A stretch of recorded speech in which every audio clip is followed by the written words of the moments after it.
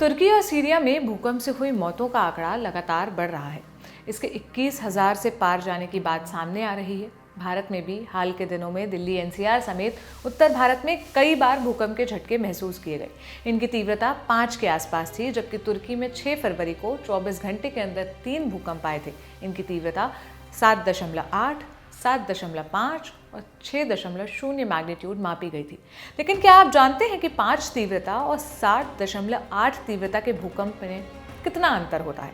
अगर 8 तीव्रता का भूकंप कहीं आ जाए तो क्या होगा? इसके जवाब में Philippines institute of volcanology and seismology के डायरेक्टर रेनेटो सोल्डियम का 2013 का एक बयान वायरल हो रहा है, जिसमें उन्होंने बताया था कि 7 मैग्नीट्यूड या 7 तीव्रता के भूकंप से जो ऊर्जा निकलती है वो 32 परमाणु बमों के बराबर है।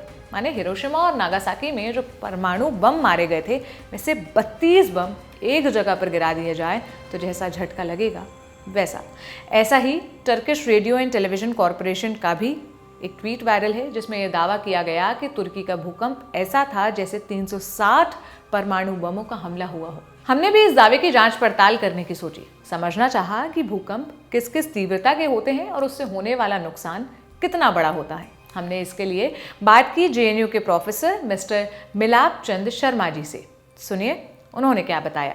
पहला सवाल यही पूछा कि ये जो परमाणु बम वाला पैमाना है वो कितना सही है। आप ये देखिए ना, जो रिक्टर स्केल रहता है जी, उसमें एक रिक्टर से दूसरे रिक्टर में, जैसे 1 से 2, 2 से 3, तो उसमें 1000 टन टीएनटी जो आपका जो एक्सप्लोसिव है उसका वो जाता है, एनर्जी जाएगा। तो 7 डेफिनेटली कि इसकी एनर्जी इतनी होगी कि 5 के हिसाब से यानी 2000 टन टीएनटी जो ब्लास्टिंग का वो जाएगा, तो डेफिनेटली पावर तो बहुत ज्यादा होगा।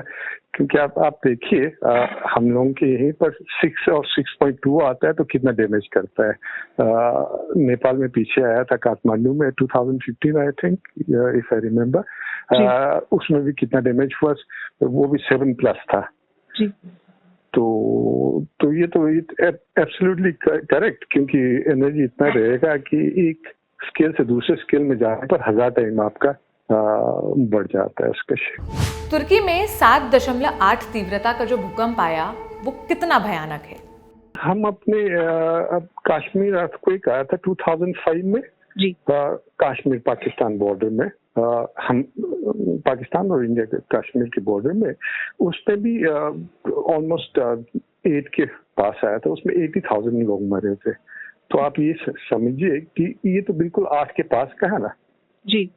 और इस तरह के अर्थक्वेक में डैमेजेस तो होना ही है, क्योंकि हम लोगों ने मल्टी स्टोरीज बना दी है। कंस्ट्रक्शन का जो लोकल नॉलेज था उसको हम लोगों ने साइडलाइन कर दिया। लोकल नॉलेज को खत्म करके जिस हिसाब से जो मटेरियल साइंस में जाके हम हाई राइज बना रहे हैं, जो वल्नरेबल एरियाज है, उसकी वजह से ही डैमेज रहेगा। और ये खतरा हम लोगों के सारे हिमालय और फ्रंटल एरियाज में भी है। इसमें भी ऐसा ही होगा। जिस 8 का आएगा, क्योंकि 8 का नॉर्मली 100 सालों और 400 सालों में रिपीट करता है। जहाँ पर एनर्जी अभी बिल्ड कर रहा है, और कभी भी 8 का अगर आ गया तो वो मल्टी स्टोरीज जो बनाए हम लोगों ने कंक्रीट का, वो तो ऐसे ही करेगा डैमेज जैसे यहाँ पर हुआ, सीरिया में हुआ। तीव्रता नापने का पैमाना रिक्टर स्केल है, और क्या नए तरीके आए हैं?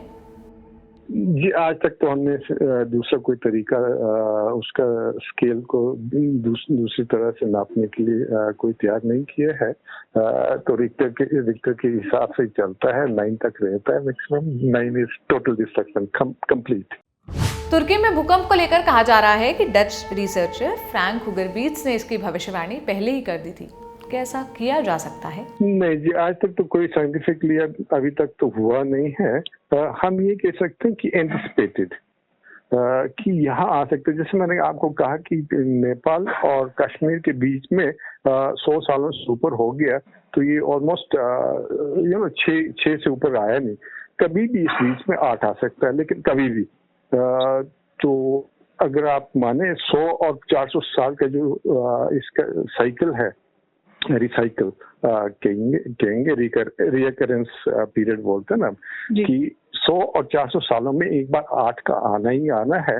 तो उस हिसाब से आप कैलकुलेट कर सकते हैं कहाँ आ सकता है। साइंस में आज तक तो कई अर्थक्वेक के बारे में ऐसा कुछ उनका प्रेडिक्शन है। तो ये हो सकता है उनको सपना आया हो, ये भी हो सकता है, या तो उन्होंने उनका स्केल देखा होगा जो 100 साल पहले क्या हुआ, या क्या जो रिकरेंस पीरियड देखे होंगे उस हिसाब से वर्कआउट किया होगा कि कभी आ सकता है इस पीरियड में। लेकिन 3 दिन में कहना, 4 दिन में कहना, इट्स नेक्स्ट टू इम्पॉसिबल। फिर तो हम भगवान ही बन गए ना, सब चीज की ज्ञाता हो गई। वो पॉसिबल नहीं है इस स्टेज में अभी तक तो अर्थक्वेक के बारे में।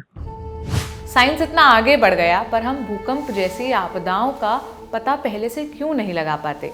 जी, हम रिजिड अर्थ पे रहते हैं, रिजिड अर्थ के ऊपर रहते हुए हमको ये लगता है ये धरती जो है रिजिड है, लेकिन हमें ये मालूम नहीं है, हम बहुत सारे लोगों को ये मालूम नहीं है कि हम तो फ्लोट कर रहे हैं विस्कस मटेरियल के ऊपर।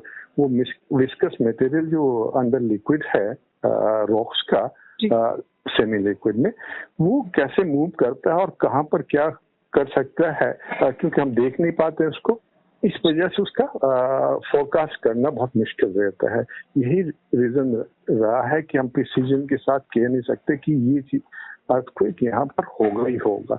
हम ये कह सकते हैं प्रोबेबल, दिस इज प्रोबेबल, क्योंकि ये फॉल्ट लाइंस हैं टेक्टोनिक लाइंस हैं जहाँ पर मूवमेंट रहता है और इसमें एनर्जी बिल्ड कर रहा है, तो कभी भी अर्थक्वेक आ सकता है। लेकिन किसी भी रिक्टर स्केल में 4 भी आ सकता है, 6 भी आ सकता है, 8 भी आ सकता है।